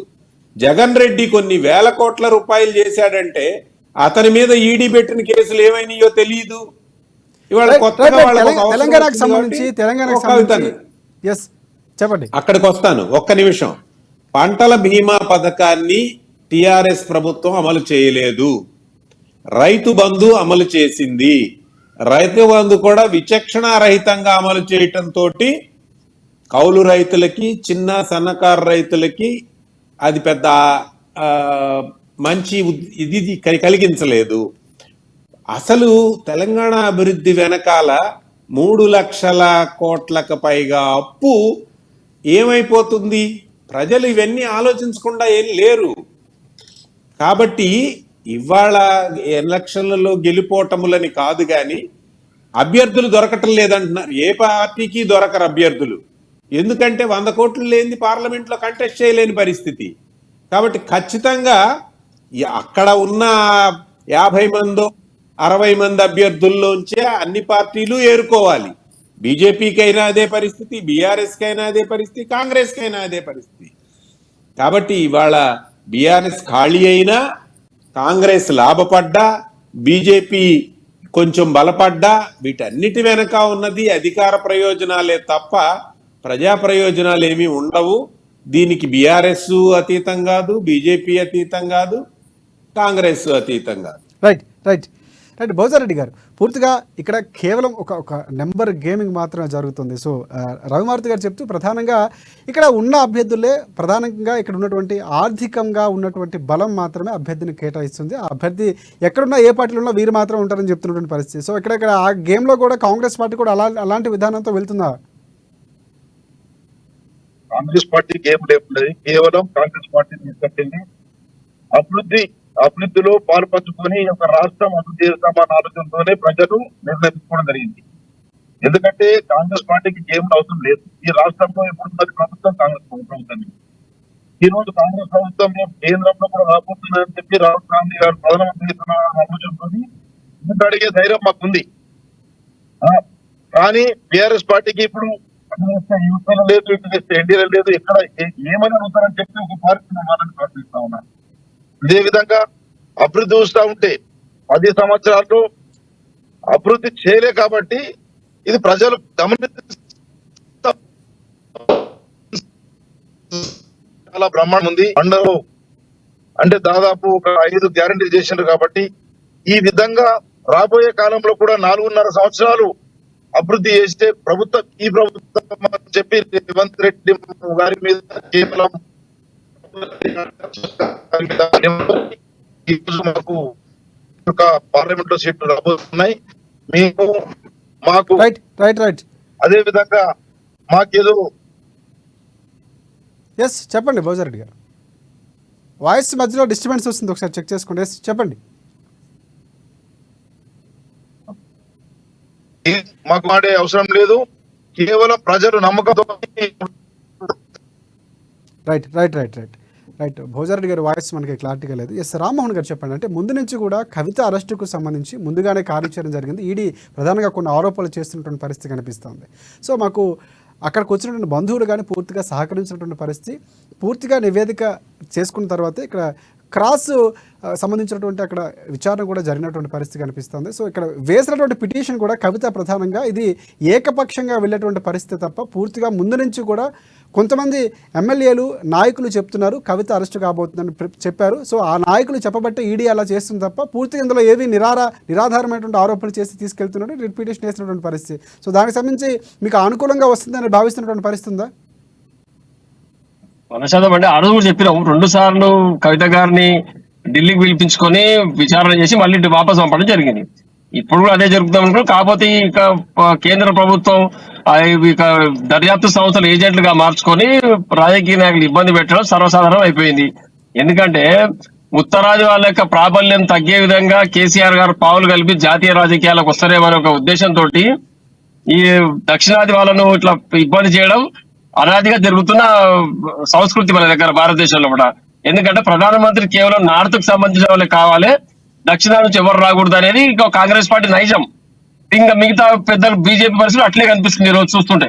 కాబట్టి తప్పకుండా మీరు రాజకీయ కుట్రతోనే కవిత గారిని మళ్ళీ తీసుకుపోయి అరెస్ట్ చేయడం, విచారణ చేయకుండా వారిని ఇబ్బందులు పాలు చేయడం కనిపిస్తా ఉంది. కాబట్టి ఖచ్చితంగా రాజకీయ పరంగా ఎదుర్కొంటాం. తప్పకుండా కవిత గారు ఎలాంటి సంబంధం అనేది సుప్రీంకోర్టు పిటిషన్ చేయడం చేసి ఆ పిటిషన్ కూడా న్యాయం జరుగుతామని న్యాయ వ్యవస్థ పైన పూర్తి నమ్మకం ఉంది మాకు. తప్పకుండా వారు మళ్ళీ తిరిగి ఇంటికి రావడం ఖాయం. రైట్, ఇటువంటి రైట్, రామ్మోహన్ గారు, దర్యాప్తు రామ్మోహన్ సంస్థల గారు, ఏజెంట్ గా ఇంత మార్చుకొని జరుగుతున్నా ఇట్లా చేయడం మాత్రం సబబు కాదు. ఇంత జరుగుతున్నా ఎందుకు కేసీఆర్ స్పందించట్లేదు పూర్తి స్థాయిలో? ఎందుకు కవిత అరెస్టుకు సంబంధించి ఆయన మాట్లాడినటువంటి పరిస్థితి లేదు, ఒక ప్రెస్ మీట్ కూడా పెట్టి కవితకు సంబంధించినటువంటి విషయాలు ఎందుకు చెప్పట్లేదు? తప్పకుండా అంటే ముఖ్యమంత్రి కేసీఆర్ గారు చిన్న విషయం ఇది, పెద్ద విషయం Yes, కాదు మాజీ కవిత గారి విషయం. ముఖ్యమంత్రి. ఎందుకంటే ఎస్, అందరు చెప్తున్నానండి, కవిత గారి పైన రాజకీయ దురుద్దేశంతో కావాలనే చేసిరనేది తెలంగాణ ప్రాంతంలో అందరి అభిప్రాయం. కానీ ముఖ్యమంత్రి గారు కూడా వేచి చూస్తున్నారు ఎందుకు స్పందించాలి. ఎందుకంటే న్యాయ వ్యవస్థను సహకరించకపోతే మళ్ళీ ముఖ్యమంత్రి అంటే స్థాయి వ్యక్తే ఈడీని ప్రశ్నిస్తున్నాడు, కోర్టును ప్రశ్నిస్తున్నాడు, మళ్ళీ ప్రత్యర్థి పార్టీ దుమ్మెత్తికి వస్తాయి. కాబట్టి రైట్, రైట్, రామ్మోహన్ గారు వారు మళ్ళీ సాయంత్రం ముఖ్యమంత్రి తోటి అంటున్నారు. ఆలోచన మీరు చేస్తా ముఖ్యమంత్రి ఉన్నారు. అనే భ్రమలో ఉన్నారా? ఎస్, మాజీ ముఖ్యమంత్రి. మాజీ ముఖ్యమంత్రి ఉంటారండి, మాజీ ముఖ్యమంత్రి ఉద్యమకారులు. Yes, yes. కేసీఆర్ గారిని ఏమన్నా తక్కువనేనండి, వారు దేవుళ్ళలాగా చూడాలి మనం. రైట్, రైట్, ఎందుకంటే అంటే కుటుంబానికి ఒక్క విషయం చెప్తాను, నేను ఒక్కటే విషయం చెప్పి క్లోజ్ చేస్తాను. ఎస్, ఎస్, చెప్పండి. ఎందుకంటే తెలంగాణ అస్తిత్వం కొరకు పోరాటం చాలా మంది పోరాటం చేశారు. కాంగ్రెస్ పార్టీలో కూడా అందరూ కూడా ఉద్యమాన్ని మధ్యలో వదిలిపెట్టేసి వారి స్వలాభం కొరకు వివిధ రాజకీయ పార్టీలో చేరి పదవులు తీసుకున్నారు. కానీ ముఖ్యమంత్రి ఎవరైతే మాజీ ముఖ్యమంత్రి కేసీఆర్ గారు, ఉద్యమ నాయకులు గారు చివరి వరకు పోరాటం చేసి సబ్బండ వర్గాలను ఏకం చేసి తెలంగాణ రాష్ట్రాన్ని సాధించారు. కాబట్టి ఈ విషయంలో మనం అందరం కూడా హర్షించాల్సిన విషయం ఇది. ఎస్, ఎస్, అంటే ఆ మాట నిలబెట్టుకోవడంలో కేసీఆర్ ఫెయిల్ అయినటువంటి పరిస్థితి ఉందని ప్రధానంగా అందుకే ప్రతిపక్షంలో కూర్చోబెట్టారు. ఈరోజు పార్టీకి సంబంధించి పూర్తిగా ఇలాంటి అస్తవ్యస్తంగా మారే పరిస్థితులు రాబోతున్నాయి. చక్కదిద్దుకునే ప్రయత్నం కూడా చేస్తున్నారు, అది వేరే విషయం. సో ఇక్కడ ఇంకొక అంశం, రాష్ట్రం మీద ఎవరైనా విమర్శ చేస్తే ఒక్కసారిగా లేచి అపర భగీరథుల్లాగా విమర్శించినటువంటి కేసీఆర్ ఈసారి ఎందుకు కూతురు విషయంలో ఎందుకు సైలెంట్ అయిపోయారు? ఇది ప్రధానంగా వస్తున్నటువంటి విమర్శ. ఎందుకు పూర్తిగా మీరు చెప్తున్నటువంటి అంశాలు ఏవైతే ఉన్నాయో కావాలనే చేసినటువంటి పరిస్థితి ఉందని మీరు చెప్తున్నారు, ఎందుకు బయటకు వచ్చి ప్రెస్ మీట్ పెట్టి దానికి సంబంధించినట్టు చెప్పలేకపోతున్నారు? ఎందుకని ఫామ్ హౌస్కే పరిమితం అయిపోతున్నారు? ప్రధానంగా ఆరోపణలు వస్తున్నాయి. కేసీఆర్ గారు తప్పకుండా సమయం వచ్చినప్పుడు స్పందిస్తారు. వెంట సోదరుడు ఉన్నారు, హరీష్ రావు గారు ఉన్నారు, ఢిల్లీకి వెళ్ళిర్రు, అనిల్ గారు ఉన్నారు, వెంబడి వారి భర్త గారు అందరూ కూడా కవిత గారికి మద్దతుగా ఉన్నారు. తెలంగాణ ప్రాంతం అంతా కవిత గారికి మద్దతుగా ఉంది. మొత్తం పార్టీ యంత్రాంగం అంతా కవిత గారికి మద్దతుగా ఉంది. తప్పకుండా ఇటువంటి రాజకీయ అవకాశాలు ఉన్నాయి, తప్పకుండా బయటకు వస్తాయి, జైలుకి అవకాశాలు ఉన్నాయి. ఆ నేపథ్యంలోనే ఆయన సైలెంట్ గా ఉంటున్నారా? అది రేపు ముందు తెలుస్తుంది. వాటికి దర్యాప్తు ఏం చెప్తే సుప్రీంకోర్టు వేసే పిటిషన్ బట్టి దాని నిర్ణయం బట్టి మనం ఆలోచన చేసి మాట్లాడాల్సి వస్తుంది. Right, right, right. రవిమారుతి గారు, ప్రధానంగా అంటే కవిత కేసుకు సంబంధించి ముందు నుంచి కూడా ఈడీ ప్రధానంగా అన్ని సిద్ధం చేసుకున్న తర్వాత ఈరోజు మేము రిమాండ్కి తీసుకున్నాం, ఆ నేపథ్యంలో ముందుకు వెళ్తున్నాం అని చెప్పింది. గతంలో సహకరించినటువంటి పరిస్థితి ఉందని చెప్తుంది. మీరు ఇందాక మాట్లాడుతూ ఈడీ అనేది కేవలం ఒక పార్టీకి అనుకూలంగా చేసినటువంటి దర్యాప్తుగానే చూడాలని చెప్పినటువంటి పరిస్థితి. నిజంగా అలాంటి పరిస్థితులు ఉంటే కనుక గతంలో చాలా వరకు కూడా మీరు 90% విపక్షాల మీద జరిగాయి, ఎక్కడ కూడా ప్రతిపక్షం మీద జరిగినటువంటి పరిస్థితి. సో దీన్ని ప్రామాణికంగా తీసుకుంటే ఏం జరిగే అవకాశం కనిపిస్తుంది కవితకు సంబంధించి?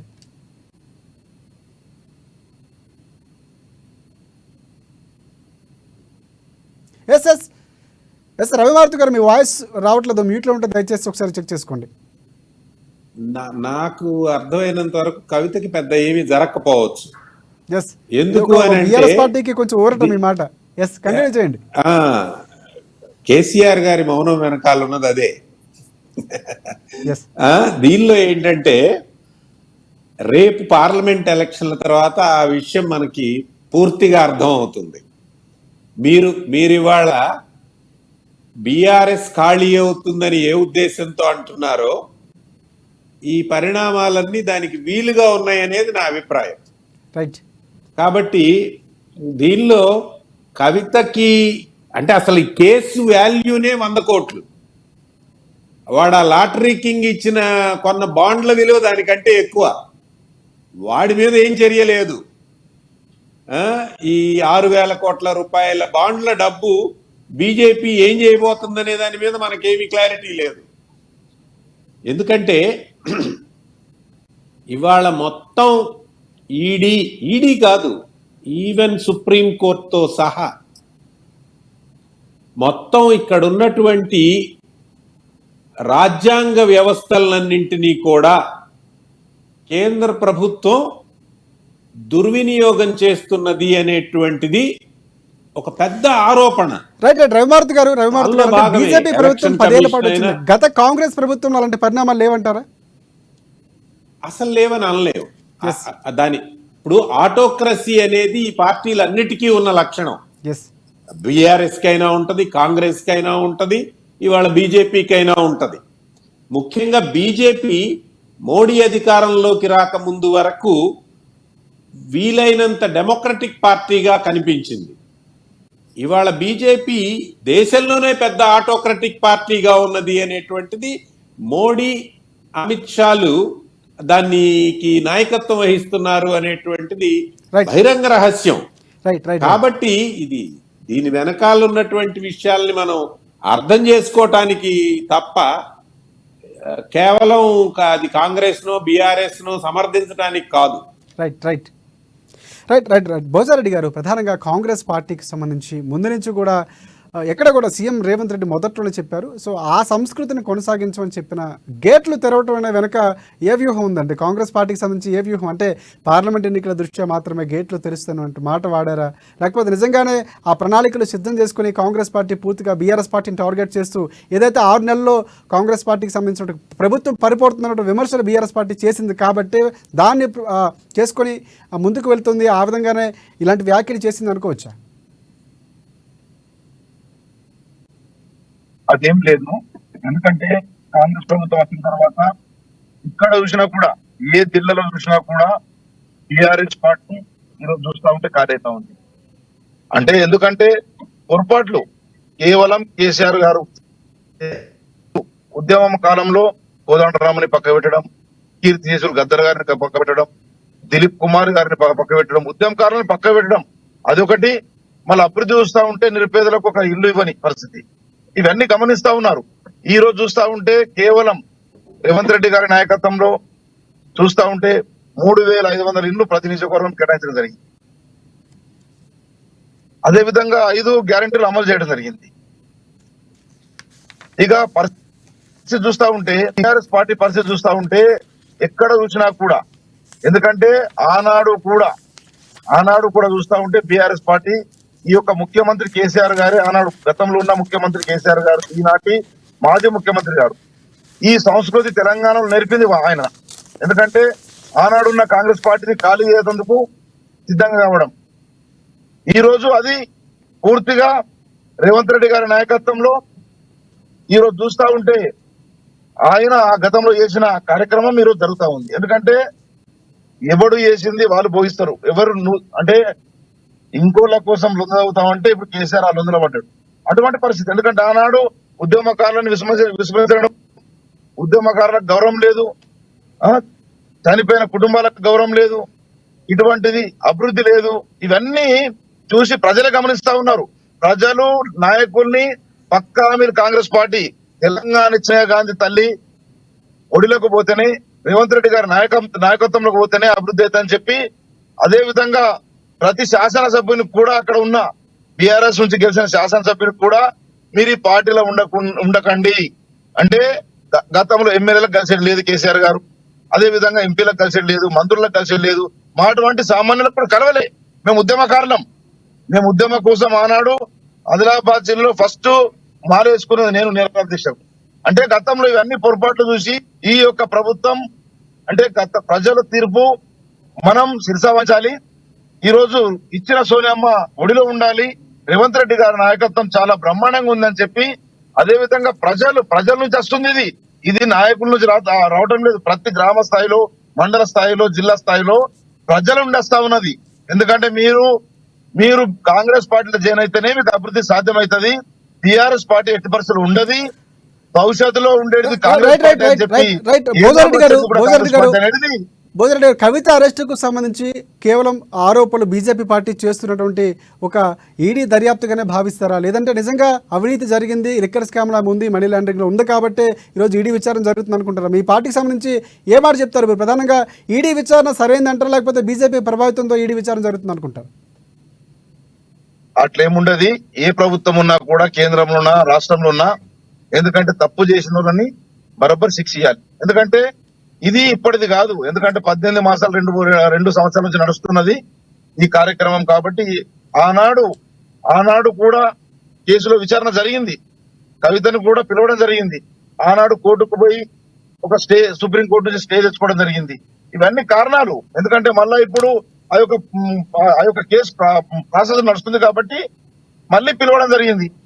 ఇది ఏ ప్రభుత్వం ఆరోపణ, ఇది కేంద్ర ప్రభుత్వం ఆరోపణ, రాష్ట్ర ప్రభుత్వం ఆరోపణ అనుకున్నాడు. ఇది తప్పు చేసిన వాళ్ళకు బరబ్బర్ శిక్ష ఎక్కడ ఏ ప్రభుత్వం అన్నా ఇవ్వాలి. Right right right right right Rammohan గారు, తప్పు చేస్తే ఏ ప్రభుత్వాన్ని శిక్షిస్తుంది, ఈడీ విచారణ అలాగే జరుగుతుంది. ఇంకా ప్రధానంగా మాట్లాడుతూ భోజారెడ్డి గారు, ఇది ఒక రెండో ప్రశ్నగా తీసుకోండి. గతంలో అవినీతి పరులకు సంబంధించినటువంటి పూర్తి స్థాయిలో మిగతా పార్టీలు సమైక్యాంధ్రులు పార్టీలోకి చేర్చుకోవడం, ఉద్యమకారులు విస్మరించడం వల్ల ఈరోజు బీఆర్ఎస్ పార్టీకి ఆ పరిస్థితి వచ్చింది. ప్రజలు కాంగ్రెస్ పార్టీ నమ్మడానికి ప్రధానంగా తెలంగాణ ఇచ్చినటువంటి పార్టీగా సోనియామ్మను ఈరోజు అందరూ ఎక్కించారు, అందుకే పార్టీ కట్టుబెట్టారని చెప్తున్నారు. సో నిజంగా మీ పార్టీలో విస్మరించినటువంటి పరిస్థితి ఉందా? ఉద్యమకారులకు సరైన స్థానం ఇవ్వలేదా? సో దానివల్ల ఈరోజు ఈ పరిస్థితి వచ్చింది అనుకుంటారా? కవితకు సంబంధించి ప్రధానంగా ఆయన ఇంకొక ఆరోపణ కూడా చేశారు. సో నిజం అనేది జరుగుతుంది, ఇప్పుడు జరిగింది కాదు, సంవత్సరం నుంచి కూడా 18 నెలల నుంచి కూడా ఇది ప్రాసెస్లో ఉంది, అందుకే ఈరోజు ఈడీ విచారణ జరుగుతుందని చెప్పారు. దానికి ఏమంటారు? రెండు విషయాలండి ఇక్కడ. టిఆర్ఎస్ పార్టీ ఉద్యమకారులకు పెద్దపీటనే వేయడం జరిగింది. చాలా మంది ఉద్యమకారులకు సందర్భంలో 10 సంవత్సరాలు వివిధ హోదాల్లో వాళ్ళందరికీ కూడా అకామిడేషన్ చేయడం జరిగింది. జెడ్పీటీసీల నుంచి, మున్సిపల్ చైర్మన్ల నుంచి, ఎంపీపీల నుంచి, ఎమ్మెల్సీలు, కార్పొరేషన్ చైర్మన్లు, ఎమ్మెల్యేలు, ఎంపీలు, ఉద్యమ పార్టీకి సంబంధించినటువంటి పార్టీలో ఉద్యమాల్లో చాలా తీవ్రంగా పాల్గొన్నారు. ఆయన ఎందుకు పక్కన పెట్టారు అనేది కూడా ప్రధానంగా కాంగ్రెస్ పార్టీ విమర్శిస్తున్నటువంటి పరిస్థితి. కోదండరాం గారి విషయం ఒకటి పక్కన పెడితే మిగతా చాలా మంది ఉద్యమకారులందరూ కూడా అకామిడేట్ చేయడం జరిగింది. కోదండరాం గారి విషయంలో వారు కూడా కొంచెం వెనక్కి వెళ్ళడం, అడిగింది పొందలేకపోవడం, మధ్యలో ఏం జరిగిందో అది అంతర్గత విషయం, అది బయట చెప్పడానికి వీల్లేదు. కాబట్టి తప్పకుండా ఇది ఒకటి. ఇంకా రెండోది, ప్రజలకు చెప్పాల్సిన అవసరం తప్పకుండా ఇంటర్నల్ కోదండరాం గారు చెప్పారు ఆ విషయం. కోదండరాం గారు వెంబడి ఉద్యమం అందరూ సబ్బండ వర్గాలు వారి నాయకత్వంలో పనిచేయడం జరిగింది. మరి పక్కకు జరిగారు, ఏమి ఇబ్బంది జరిగిందని కోదండరాం గారు చెప్పాలి ఆ విషయం. కేసీఆర్ గారి నుంచి, బీఆర్ఎస్ పార్టీ నుంచి వారి నాయకత్వాన్ని పూర్తిగా అంగీకరించి వారి వెంబడి పనిచేయడం జరిగింది బీఆర్ఎస్ పార్టీ. కాబట్టి వారు చిన్న చూపు చూసేదాన్ని ఎక్కడ జరగలేదు. తదనంతర పరిణామంలో ఏదో ఇబ్బంది ఉండి వారు పక్కకి వెళ్ళిపోవచ్చు అంతే. ముఖ్యమంత్రి గారు ముఖ్యమంత్రి అయిన తర్వాత ఎన్నడూ వారు చిన్న చూపు చూడలేదు, వాళ్ళు ఎలాంటి ఇబ్బందికి గురి చేయలేదు. ఇది ఒకటి. రెండో విషయం, కవిత విషయం. సుమారుగా 18 నెలల నుంచి కార్యక్రమం నడుస్తా ఉందని అన్న చెప్తా ఉన్నాడు. మరి ఒక వ్యక్తిని నిందితుడా కాదా, కేసులో ఇన్వాల్వ్ ఉన్నా లేదా అనేది అంత పెద్ద దర్యాప్తు సంస్థ ఆ చిన్న విషయాన్ని బయటకు తీసుకోవడానికి 2 రోజులు పట్టిందంటే అందులో ఉన్న విషయం అర్థం చేసుకోవచ్చు మనం. కాబట్టి దీన్ని కావాలనే ఒక టీవీ సీరియల్ గుంజుకొని పోతున్నారు తప్పితే ఇందులో వాళ్ళు చెప్పినట్టు ఈడీ ఆరోపణ చేసినట్టు కవిత గారి పాత్ర ఏమాత్రం లేదు.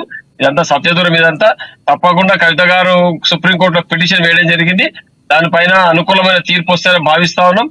తప్పకుండా ఏమైనా చట్టం పరిధి లోపల ఎవరు కూడా అతిథులు గారు. ఒకవేళ పొరపాటు జరిగి ఉంటే దానిపైన చర్యలు తీసుకుంటారు. ఒకవేళ పొరపాటు చేయకుంటే తప్పకుండా వారు కవిత గారు ఇంటికి వాపసు వస్తారు.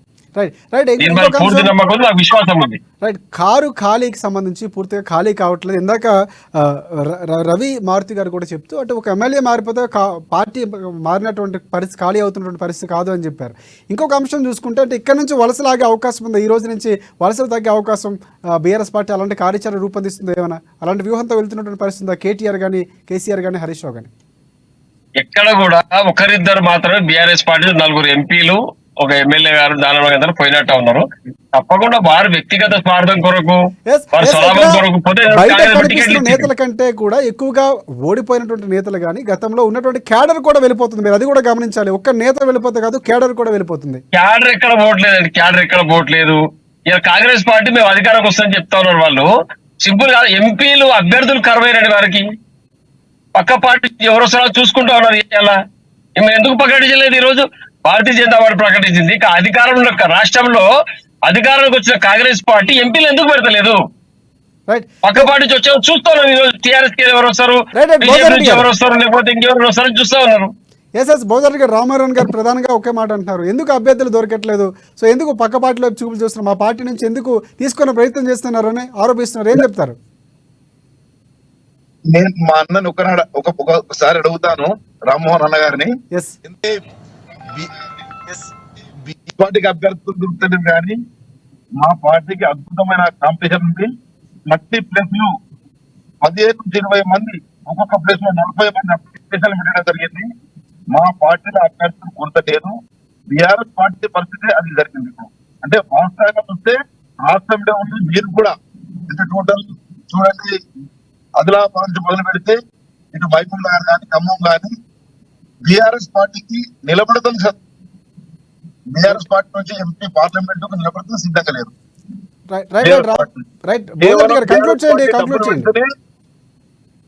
బీఆర్ఎస్ పార్టీ డబ్బులు పెడితేనే ఉంటామన్న ఆలోచనకు అక్కడ ఉన్న క్యాండిడేట్ వచ్చింది. కానీ మా యొక్క కాంగ్రెస్ పార్టీలో అద్భుతమైన అభ్యర్థులు ఉన్నారు.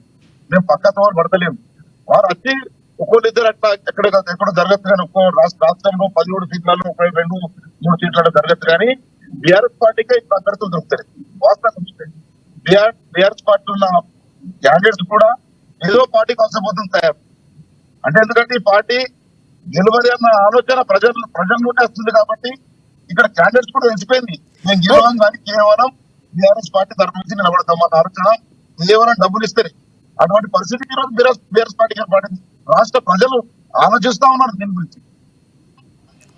రైట్ రామ్మోహన్ గారు చెప్పండి, పూర్తిగా మీకు పార్టీలో ప్రధానంగా చూసుకుంటే సర్వేల పరంగా చూసుకున్నా కూడా మీ పార్టీకి చాలా తక్కువగా సీట్లు గెలిచే అవకాశం ఉంది. 1-2 స్థానాలు తప్ప బీఆర్ఎస్ పార్టీ పెద్దగా ప్రభావం ఉండదు. ప్రధాన పోటీ కాంగ్రెస్ పార్టీ, బీజేపీ అనేది ముందు నుంచి సర్వేలు కానీ ఉన్నటువంటి 2 పార్టీ నేతలు కూడా చెప్తున్నారు. బీఆర్ఎస్ పార్టీ సంబంధించిన నేతలే దొరకట్లేదు, అభ్యర్థులు రానటువంటి పరిస్థితి. సో ఇక్కడ గెలుపు పోటీ ఎలా ఇస్తారన్నటువంటి విమర్శ కూడా కనిపిస్తుంది. చివరిగా మీరు కవిత అరెస్టుకు సంబంధించి కానీ కారు పార్టీ సంబంధించినటువంటి నేతలు వెళ్ళిపోయిన కంక్లూజన్ ఏం చేస్తారు చెప్పండి, కంక్లూజన్ ఇచ్చేసండి. ఎస్ రామ్మోహన్ గారు చెప్పండి. ఇంతకు కూడా చెప్పినాను, ఉద్యమ పార్టీ మాది. తప్పకుండా ప్రజల్లోకి దూసుకెళ్తాం, 2 అంకెల స్థానాలు సాధిస్తాం. పార్లమెంట్ ఎలక్షన్ లోపల ప్రజలకు వివరిస్తాం. కాంగ్రెస్ పార్టీ మోసాన్ని ప్రజలకు వివరించి తప్పకుండా 2 అంకెల స్థానం విజయం సాధిస్తాం. దీంతో పాటు కవిత గారి విషయం కూడా సుప్రీంకోర్టులో పిటిషన్ వేయడం జరిగింది. ఎక్కడైతే మాకు అన్యాయం జరిగింది, అక్రమంగా అరెస్టు చేసినారు మమ్మల్ని అని కవిత గారు పిటిషన్ ఇచ్చి దానిపైన సరైన తీర్పు వస్తున్న న్యాయ తప్పకుండా దాంట్లో సచ్చిలుగా బయటపడతాం. ఇంకా కాంగ్రెస్ పార్టీ ఒకటే ఈ కళ్ళబొల్లి మాటలు బంద్ చేసి ఆ ఢిల్లీ పెద్దల దగ్గర సాగిలపడేది బంద్ చేసి తెలంగాణ అస్తిత్వాన్ని కాపాడాలని మనవి చేస్తా ఉన్నాం. తెలంగాణ ఆత్మగౌరవాన్ని కాపాడాలని మనవి చేస్తా ఉన్నాం.